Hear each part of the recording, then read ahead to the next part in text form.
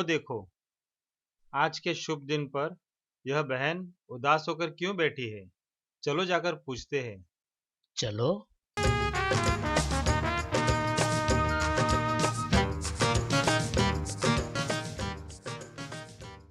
बहन जी, आप कौन हो और आप क्यों रो रही हो? क्या हम आपकी कुछ मदद कर सकते हैं? मैं भारत माता हूँ। हो भारत माता, प्रणाम। हमें आपके प्रति बहुत सम्मान है। क्या हुआ? आप क्यों रो रही हो? मैं अपने सुरक्षा के विषय में बहुत चिंतित हूँ। आप क्यों चिंता कर रही हो? हम आपकी सुरक्षा के लिए सदा ही हाजिर है। लेकिन क्यों माते? जब आप अंग्रेज के कैद में थे, तब कितने वीर पुरुष आपके लिए शहीद हुए? पर वो तो बहुत पुरानी बात है। ऐसा क्यों कहते हो? जब जब आपके ऊपर किसी भी प्रकार का हमला हुआ है, तब तब हमारे वीर पुरुषों ने आपकी सुरक्षा के लिए अपनी जान कुर्बान कर दी है। लेकिन आपको अगर मेरे प्रति इतनी इज्जत है, तो मेरी बेटियों के प्रति क्यों नहीं? अगर यही हाल चलता रहा, तो मुझे डर है कि वो दिन दूर नहीं जब मेरी हिफाजत के लिए बहादुर बच्चों को जन्म देने वाली कोई बेटियां ही नहीं बचेगी। पर क्या करें? बेटियां तो माँ बाप के लिए बड़े बोझ है। वो कैसे? हम उनको पाल पोस कर बड़ा करते हैं, फिर उनकी शादी में भी बहुत खर्चा करते हैं और फिर उन्हें ससुराल भेज देते हैं। तो हमें क्या फायदा है?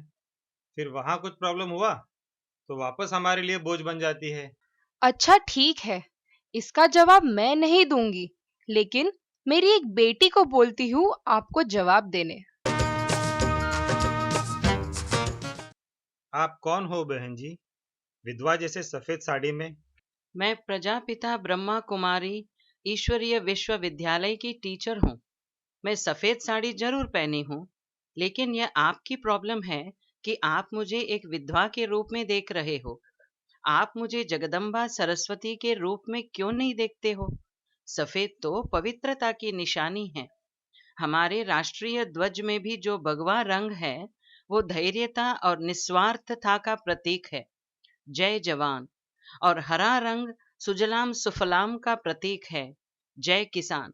फिर इस जय जवान और जय किसान को जोड़ने वाला सफेद रंग ईमानदारी, पवित्रता और शांति का प्रतीक है। आप अपना नजरिया बदलो। इन्हें बेटियों के प्रति बहुत प्रश्न है। हाँ, मैंने सुना। मैं सबका जवाब दूंगी। आपको क्या बेटियां बोझ लग रही हैं? तो उसको लेकर क्या करने वाले हो? फिर आपका कुल का उद्धार कैसे होगा? नहीं, मुझे कोई प्रॉब्लम नहीं है। मैं बहुत भाग्यशाली हूँ जो भगवान ने हमारी प्रार्थना सुन ली और हमें एक बेटा दे दिया। मुझे बेटी नहीं है। मैं अपने बेटे को अच्छी रीति पढ़ाऊंगा, फिर एक सुशील पढ़ी लिखी बहू को घर ले आऊंगा जो हमारे वंश को आगे बढ़ाएगी। लेकिन अगर हरेक आपकी तरह बेटियों को बोझ समझने लगते हैं, तो आपको बहू कहाँ से मिलेगी? क्या आम के पेड़ से तोड़ लाओगे या फिर आसमान से टपकेगी? अगर हरेक भगवान से सिर्फ बेटा ही मांगे, तो तुम्हारा क्या होगा? नहीं, लेकिन अगर बेटी होती तो मुझे उसकी शादी में कितना खर्च करना पड़ता। आप ऐसा क्यों सोचते हो? आपका बेटा है, उसका शादी का खर्च आप उठा लो। लेकिन एक लड़के का बाप क्यों खर्च करे? आप नवरात्रि मनाते हो? हाँ हाँ, हम देवी घर ले आते हैं और बड़े धूमधाम से नवरात्रि मनाते हैं। बहुत पैसे भी खर्च करते हैं। आप नवरात्रि में देवी की मूर्ति लाने में इतने खर्च करते हो, तो चैतन्य लक्ष्मी को घर लाते समय कंजूसी क्यों? बहू तो लक्ष्मी समान है। आपका कुल का उद्धार करेगी। आपके बुढ़ापे में भी अच्छी तरह वही संभाल करेगी। तो ऐसी लक्ष्मी को घर ले आने का खर्च आपको ही उठाना उचित है ना? और सभी ऐसे सोचने लगे तो बेटी कभी बोझ नहीं लगेगी। हाँ हाँ, मैं समझता हूँ। अगर मुझे बेटी होती तो उसकी हिफाजत भी करनी पड़ती। यह तो कलयुग है ना। अखबारों में आप रोज पढ़ते हो क्या क्या हो रहा है। लेकिन बेटा हो तो कोई चिंता नहीं, वह आज़ादी से कहीं भी कभी भी घूम फिर सकता है। यह और एक गलतफहमी है। आप अपने बच्ची के मामले में चिंतित होने से बेटी स्वयं असुरक्षित महसूस करती है। आप उसे ऐसे मजबूत बनाइए कि वो स्वयं अपनी ही बल पर खड़ी रहे और स्वयं अपनी सुरक्षा भी कर सकेगी। मुझे समझ में नहीं आता कि यह कैसे करना है। यह एक दृश्य देखिए। बेटी को माँ दुर्गा के समान महसूस कीजिए। सर्वस्य बुद्धिरूपेण जनस्य हृदि संस्थिते स्वर्गापवर्गदे देवी नारायणी नमोस्तुते कलाकाष्ठादिरूपेण परिणामप्रदायिनी विश्वस्योपरतो शक्ति नारायणी नमोस्तुते सर्वमङ्गलमाङ्गल्ये शिवे सर्वार्थसाधिके शरण्ये त्र्यम्बके गौरी नारायणी नमोस्तुते।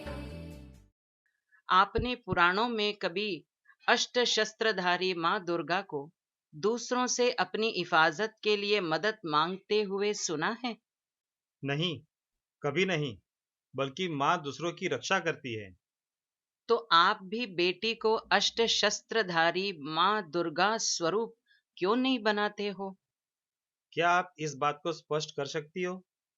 क्या मुझे बाजार से तलवार, त्रिशूल आदि लाकर बेटी को देना पड़ेगा?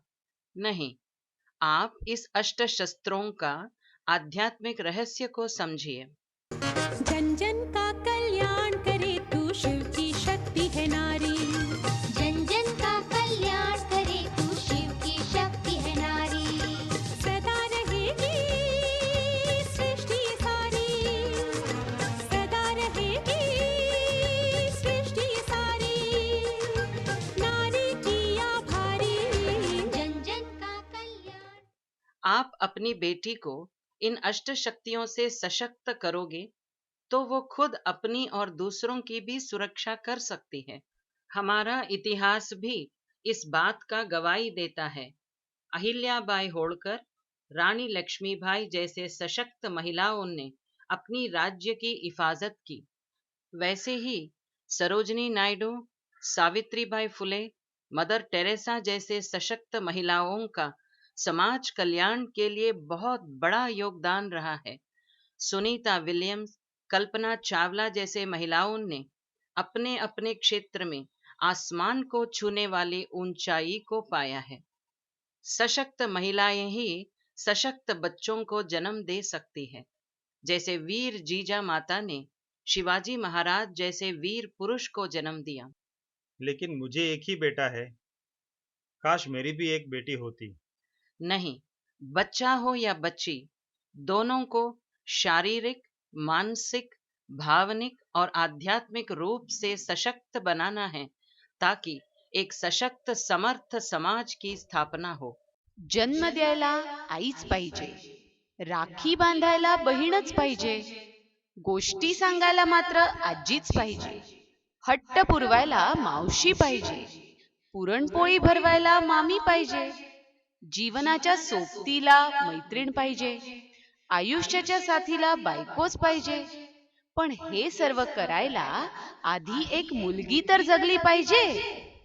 म्हणूनच मुलींना वाचवा आणि मुलींना शिकवा. शिव की शक्ति है नारी, शिव की शक्ति है नारी, शिव की शक्ति है नारी, शिव की शक्ति है नारी।